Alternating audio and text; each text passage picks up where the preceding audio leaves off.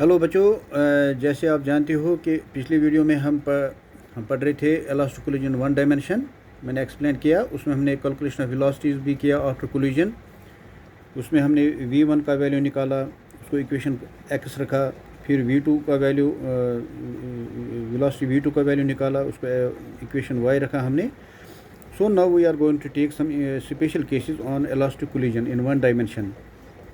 So elastic collision in one dimension पर हम इस वीडियो में कुछ केसेस एक्सप्लेन करेंगे, इससे हमारा कंसेप्ट क्लियर हो जाएगा। सो स्पेशल केसेस हैं इसमें, एक दो के स्पेशल केसेस हैं, फिर और भी केसेस हम जितने भी केसेस हैं इसमें वो हम एक्सप्लेन करेंगे। सो पहले हम स्पेशल केस पढ़ेंगे। पहला वाला case, when the masses of two bodies are equal. वो जो दो बॉडीज़, व्हेन टू बॉडीज़, जब दो बॉडीज़ का कोलिजन होता है, जब दो बॉडीज़ हमने ले लिए, ए एंड बी बॉडीज़ हमने ले लिए जिसका मास m1 और m2 है, तो जब दो बॉडीज़ का मास इक्वल होगा तो उस वक्त क्या सिचुएशन अराइज होती है।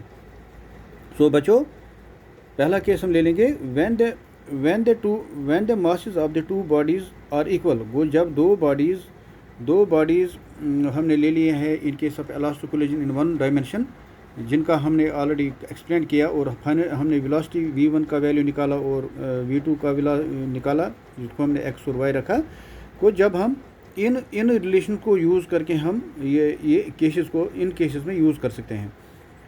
सो जब दो मासेस का जब दो बॉडीज़ का मास इक्वल होगा, that is m1 equal m2 equal m। वो जब दोनों बॉडीज़ का वेट बराबर होगा, मास बराबर होगा, तो फिर हाँ उस वक्त उनकी वेलोसिटीज़ क्या होगी। तो from the equation we will take from the equation x। हमें पता है, यहाँ पर हमने इक्वेशन ऑफ वेलोसिटी निकाला इन केस ऑफ इलास्टिक कोलिजन में।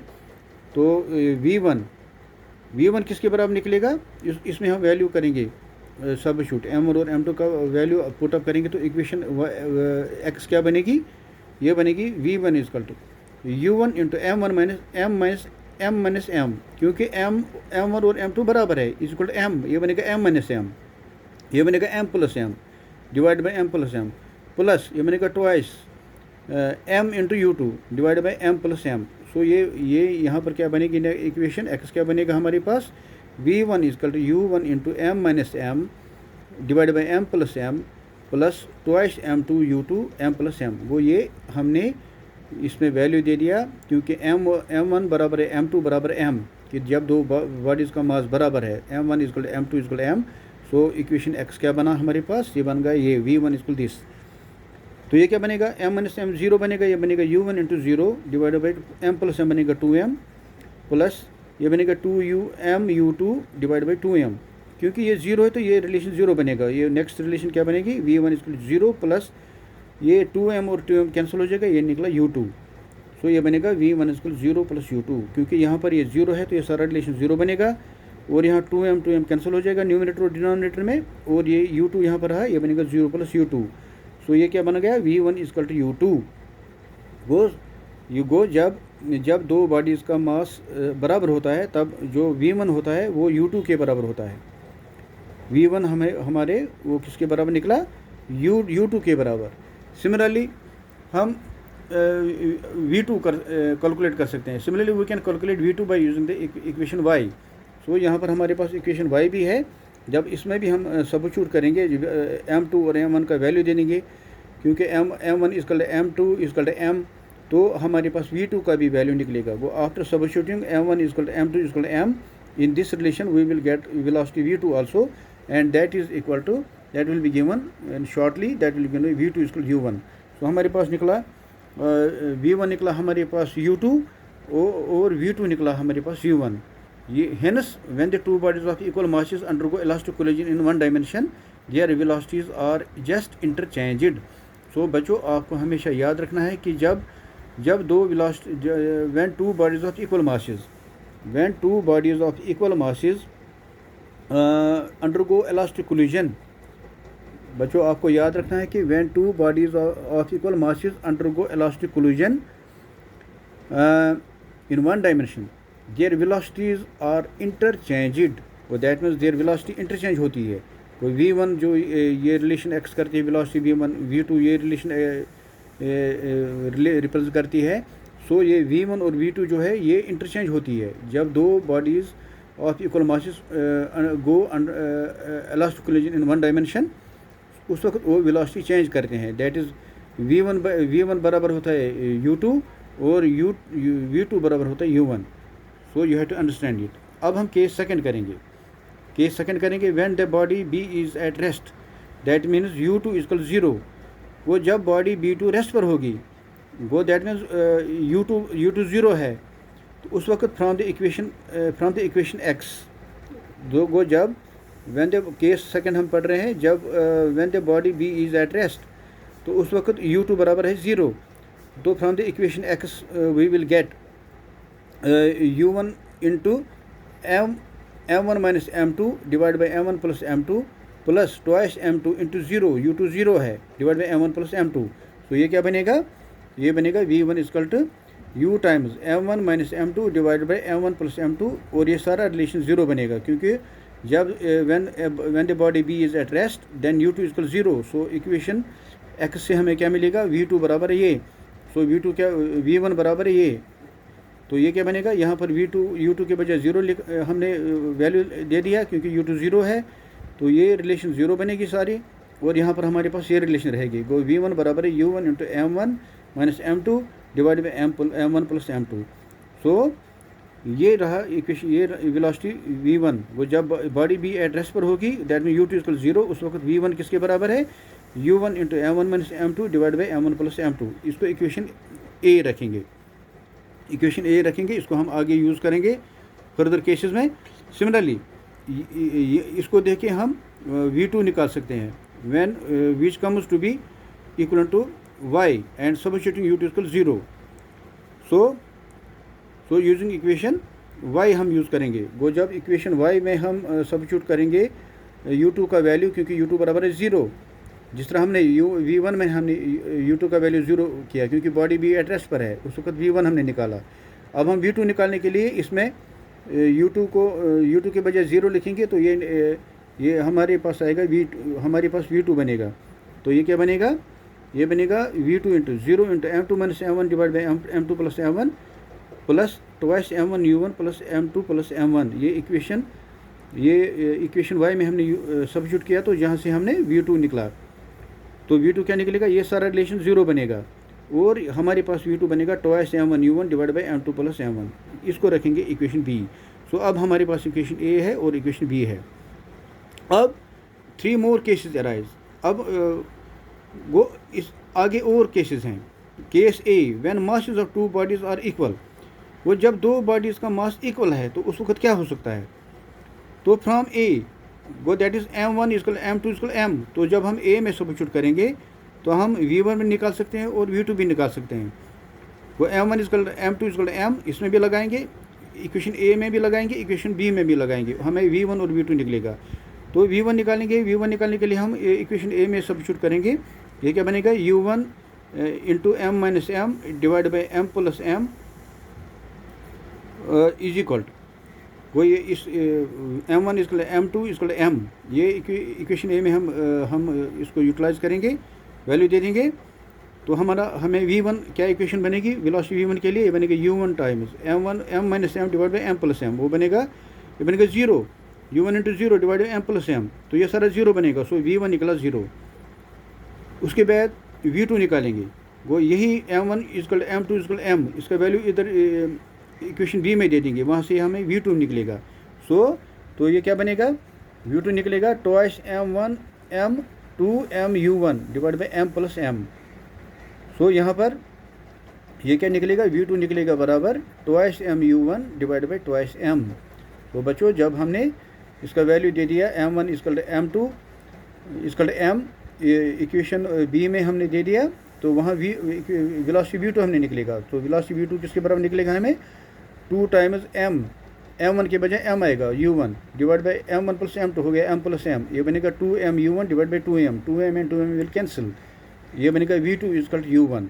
सो hence in this case body A comes to rest and body B starts moving with the initial velocity of A। So in this case बच्चों, जब case A हमने पढ़ा कि when masses of 2 bodies are equal, जब दो bodies का masses equal होगा उस वक्त क्या होगा, body a comes to rest, body a rest पर आएगी and body b starts moving with the initial velocity of a, और बॉडी बी मूव करेगी with the initial velocity of the a. So आपको ये समझना है बच्चों।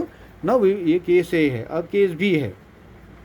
केस बी क्या है, when the body B at rest is very heavy, वो that means m2 is greater than m1, वो दैट मीन्स कि बॉडी बी हैवियर है देन m1, वो m2 is greater than m1। तो उस वक्त क्या केसेस बनेंगे, from a equation a, from equation a हमारे पास इक्वेशन ए है जहाँ से हम v1 निकाल सकते हैं, और इक्वेशन बी है जहाँ से v2 निकाल सकते हैं। तो अब हम केस बी को स्टडी कर रहे हैं कि जब दो bodies, when body B is at rest is very heavy, वो जब बॉडी बी रेस्ट पर आती है और वो हैवी है, that is m2 is greater than m1, वो that is m1 can be ignored, that is m1 equal 0। तो फ्रॉम इक्वेशन ए हमें क्या बनेगा, हमें v1 निकलेगा, वो बनेगा u1 इंटू माइनस m2, क्योंकि m1 को हमने इग्नोर करना है। तो इक्वेशन ए में हमारा जो वेलोसिटी v1 निकलेगा वो क्या निकलेगा, u1 into minus m2 divided by m2, क्योंकि m1 को हम इग्नोर कर रहे हैं 0 के बराबर, क्योंकि m2 is greater than m1। Body b is at rest very heavy, that is m2 is greater than m1 and m1 can be ignored, that is m1 के बजाय हम 0 लिख सकते हैं। सो इक्वेशन ए क्या बनेगी हमारे, वहाँ पर वेलोसिटी v1 हम निकाल सकते हैं, वो बनेगा u1 into minus m2 divide by m2 और m2 विल कैंसिल, तो ये बनेगा v1 इक्वल माइनस u1। इसी तरह फ्रॉम इक्वेशन बी, अब हम फ्रॉम इक्वेशन बी कि when the body B as at rest m2 is greater than m1 और m1 इक्वल 0, तो इक्वेशन बी से हम v2 का वैल्यू निकाल सकते हैं। तो v2 क्या बनेगी, ये बनेगा 2 टाइम्स m1 0 है into u1 divide by m2, अब ये सारा 0 बनेगा, सो ये बनेगा v2 इक्वल 0।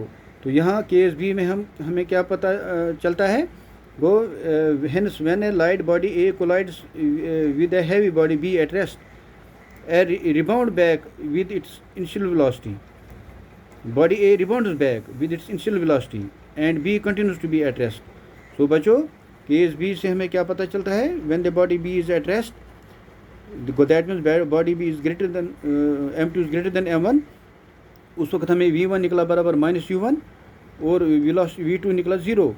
तो यहाँ से हम कंक्लूड क्या कर सकते हैं केस बी के लिए, hence when a light body A collides against a heavy body B at rest, जब एक बॉडी ए कोलाइड करती है, लाइट बॉडी ए कोलाइड करती है with a heavy body B जो रेस्ट पर है, तो बॉडी ए जो है वो रिबाउंड्स बैक होती है, वो रिबाउंड बैक होती है, वापस चली जाती है विद इट्स इनिशियल वेलोसिटी, अपने इनिशियल वेलोसिटी जो उसकी होती है उसी की वजह से वो रिबाउंड बैक होती है जब वो बॉडी बी के साथ टकराती है, क्योंकि बॉडी बी एट रेस्ट पर होता है, क्योंकि हैवियर होती है, and body B continues to be at rest, और बॉडी बी कंटिन्यू रेस्ट में रहती है।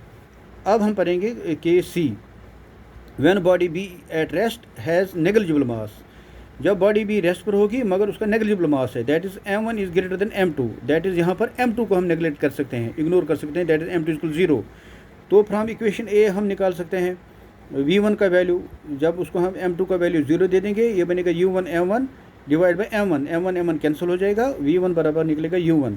तो बच्चों ये जब हम फ्रॉम इक्वेशन ए में जब हम m2 के बजाय 0 वैल्यू ले लेंगे तो हमारी वेलोसिटी v1 क्या बनेगी, u1 into m1 divide by m1, क्योंकि m2 0 है, m1 कैंसिल हो जाएगा, वो v1 निकलेगा बराबर u1।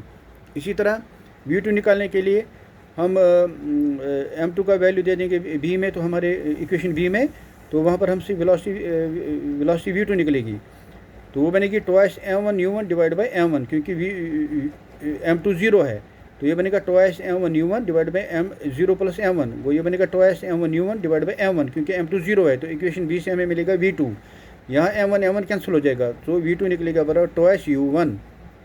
सो हेंस बच्चों यहाँ पर आपको हम कैलकुलेट करेंगे केस सी के लिए, when a body A undergoes an elastic collision with a light body B at rest, जब एक light body B at rest पर है और इसको एक बॉडी ए टकराएगी, कोलिजन करेगी, the body A keeps on moving with the same velocity of its own, whereas the body B starts moving with double the initial velocity of A।